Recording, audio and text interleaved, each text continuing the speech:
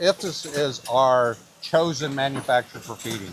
Great to see how American manufacturing is rising. He drives for quality, pricing, and delivery.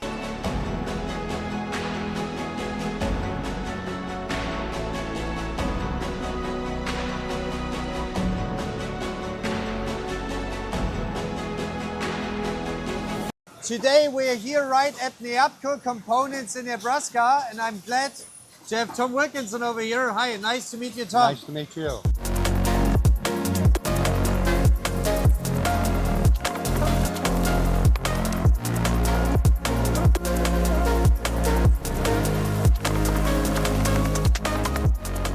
Hey, just tell us some words. What are you doing in here? What are you responsible for? And what is NEAPCO known for? Well, NEAPCO is known as a global leader in driveline components. In this area here, we're just mainly talking about bearing cup assembly. Okay, we produce roughly about 20 to 21 million bearing cups assembly annually just in this location here. So now the good thing is, nice to see you again. Last time we saw each other in Minneapolis. Yeah. Nice meeting everybody over here. It's great to see how American manufacturing is rising, and just give me a little glimpse in the past weeks and months. How do you see the demand rising? How many quotations you're putting out, not by numbers, but what is your feeling about American manufacturing? Is it coming back or? Well, it's really never left. It's been growing. We haven't really missed a lot. We're getting 3 or 4 quotes each week. And what is also interesting, which industries do you currently see that are investing? Is it automotive again? Is it combustion engine? Yep. Or is it battery? Or what is the industry in? Where are they going? Yeah, no, we see in combustion engine, and the EV market is picking up a little bit, and some life science.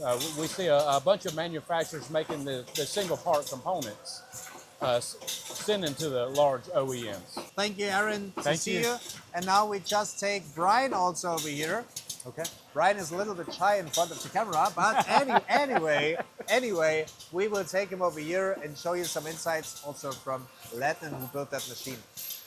Let me get loose. How loose you want to go?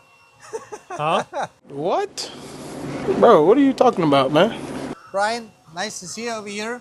Nice so to we see you. already got a great introduction also here from Tom, which is your customer for more than 20 years. Correct.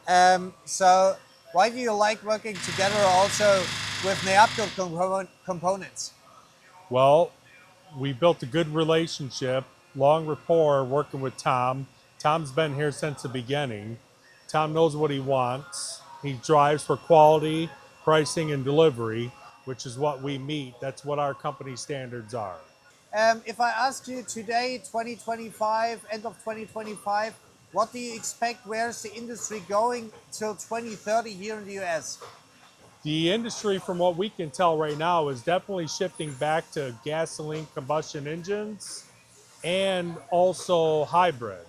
The EV market is really getting slow, so it's kind of going back to where we were 10 years ago.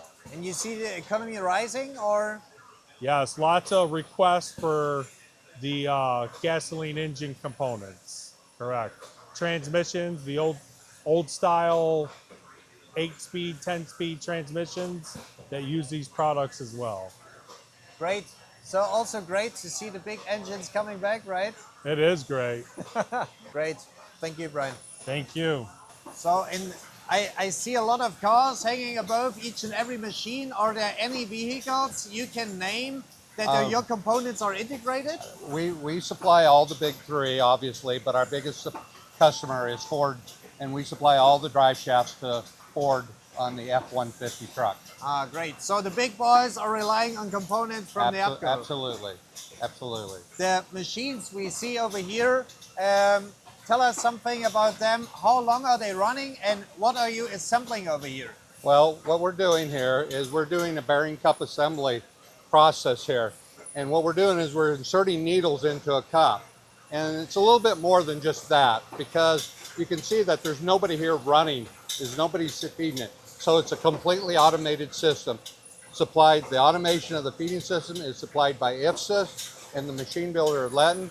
We have 100% poke yoke system for every process that's being assembly, plus an automated packaging system. So we're starting right over from here. So the operator just directly puts the parts over here. What are those parts? These are bearing cup assemblies, which go into a cross universal joint. And what that does is make the joint to be able to move in a drive line, okay, a drive shaft. Okay, so they just upload the conveyor and... So what this has done, this is a final part that actually we ship to our sister company up in Detroit, and they assemble it into their product, okay?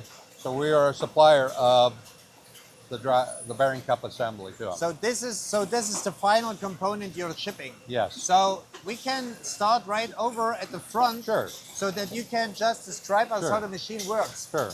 So one of the main components is the bearing cup, and basically it's just a precision ground, highly precision ground part that we need to make into a roller bearing, okay?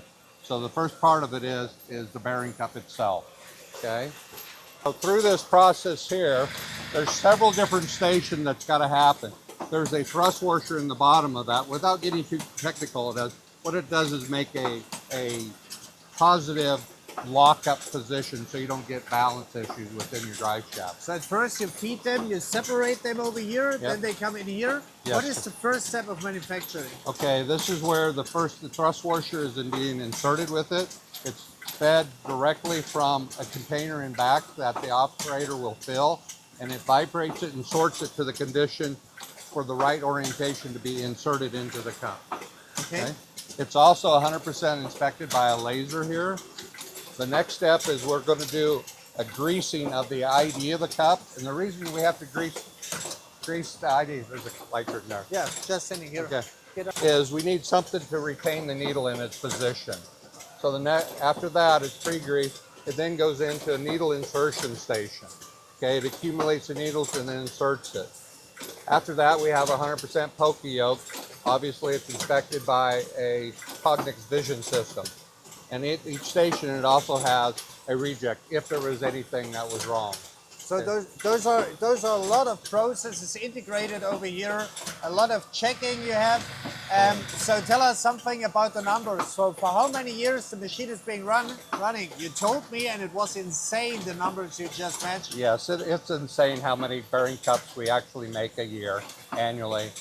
This machine here, as I believe, was installed in 2015, and it's got well over 100 million cycles on it, easily.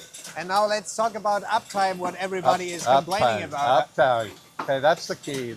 It's one of the most reliable pieces of equipment that we have in our facility, both in the feeding systems and the equipment itself. It has a let's call it an uptime rate of 99.98% of the time, which is unreal. It is really unreal. It Right. sounds like you're getting paid from Lebanon, No. but I guess those are the real numbers. It is. And you said you only had 2 failures in millions of parts. Right, and that was, just components for the equipment.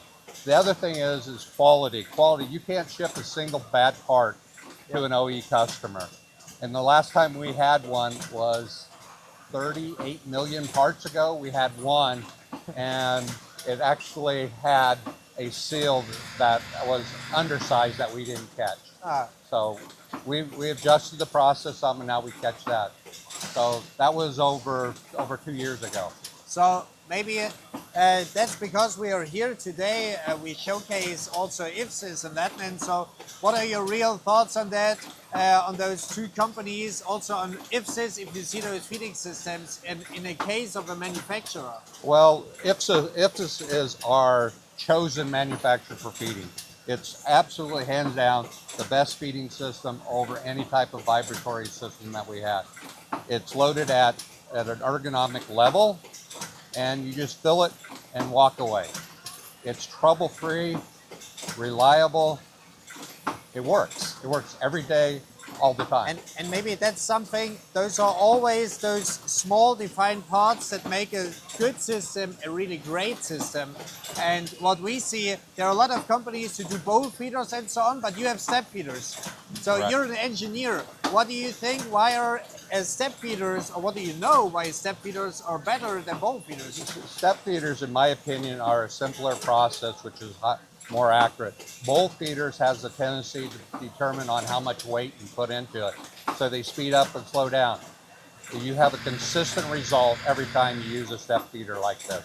Consistent. All day, every day. And just to get a little glimpse, we just talked about it right before. You see a rising demand of also American manufacturing. You see American manufacturing is coming back. What are your thoughts about that? Economy is rising again, automotive is coming back, we get big trucks again, and you get another machine of that?